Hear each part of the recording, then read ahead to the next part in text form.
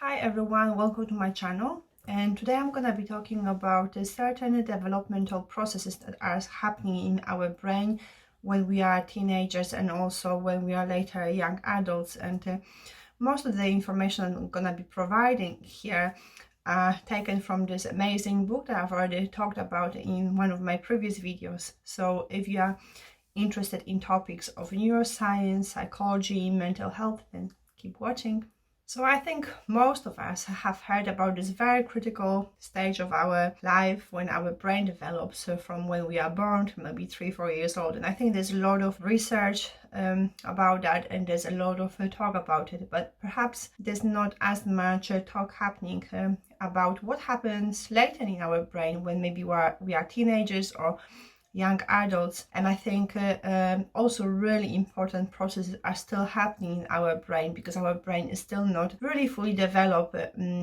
Whether we could really say that our brain is ever fully developed, but definitely we can say that when we are teenagers and young adults, there are still very major processes happening in our brain. So perhaps one of those really major changes that happens during our teenage years is that process of emerging our self, the self-consciousness. So when we think about the social situations in which we are involved, and the social situations that involve a lot of emotions, we think about the medial prefrontal cortex, which is just here at the front, the middle part. And in teenagers, this part of the brain is really like hyperactive.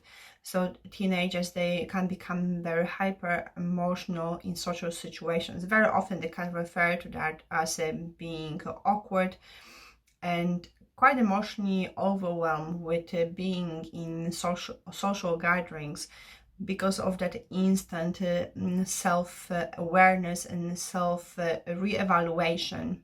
And what comes with it is also a lot of stress, unfortunately. And additionally, teenagers are really known for taking the risk. So as we progress in life as teenagers, we seek incentives in form of a pleasure. But in teenagers, the orbital frontal cortex, which is just here in the middle, just underneath this part, which is responsible for attention and decision making, and is involved in being able to see the consequences of our actions. It's still about the same size as it is in children, in teenage brains. So it's really undeveloped. So as a consequence of that, teenagers are super emotionally sensitive, but at the same time they don't have this ability to control these emotions very well. So being self-conscious, being more likely to take risks, not being able to see perhaps clearly the consequences of the actions, perhaps might not always be the result of maybe a bad attitude or bad parenting, but purely it could be to do with this very complicated and really intense neural changes that are still happening in teenage brains. So around age of 25, those massive changes of our identity, of like who we are, they're gonna be settling, and perhaps around like mid-20s we're gonna perhaps feel more stable in terms of like feeling like who we are, where we belong. And our brains, they don't undergo anymore such a drastic changes anymore. However, our brains, they're gonna be keep on evolving, keep on changing depending on, you know, the situations, the people that we're gonna be meeting, but perhaps they're not gonna be as extreme as they were when we were teenagers or children. And actually there's a really interesting example that David Eagleman, he gave in his book about the cab drivers. So the cab drivers in London who drive the black cab, they need to undergo really extensive memory tests. So they study for that test for 3-4 years, and they need to memorize so many different routes in London. They need to memorize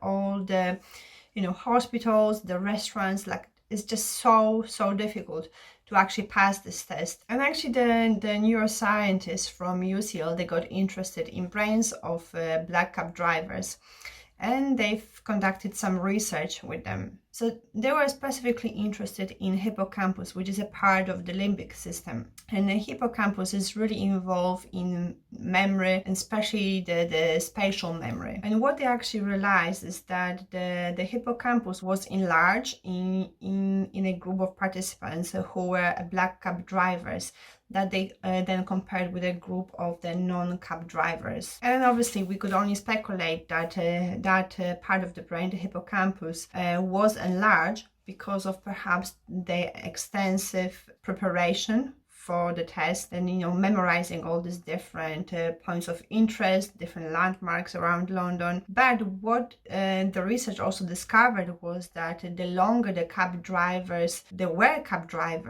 more extensive changes they could actually record in the hippocampus. So it's not only preparation for the test, but it's also the part of them repeating perhaps the information that they've learned, that perhaps all contributed to growth of that part of the brain. So that leads us as well to a conclusion that the repetition of certain skills, the repetition of certain tasks that we've learned, can actually change the structure of our brain. So this study that was conducted with the cab drivers really shows us, really proves us that there's nothing that can stop our brain, that whatever age we are, we can actually still develop new skills and increase our abilities at doing certain things. So it just shows how flexible I think our brains are. So David Eagleman, he gives another example of violin players who use their left hand. Specifically, they use their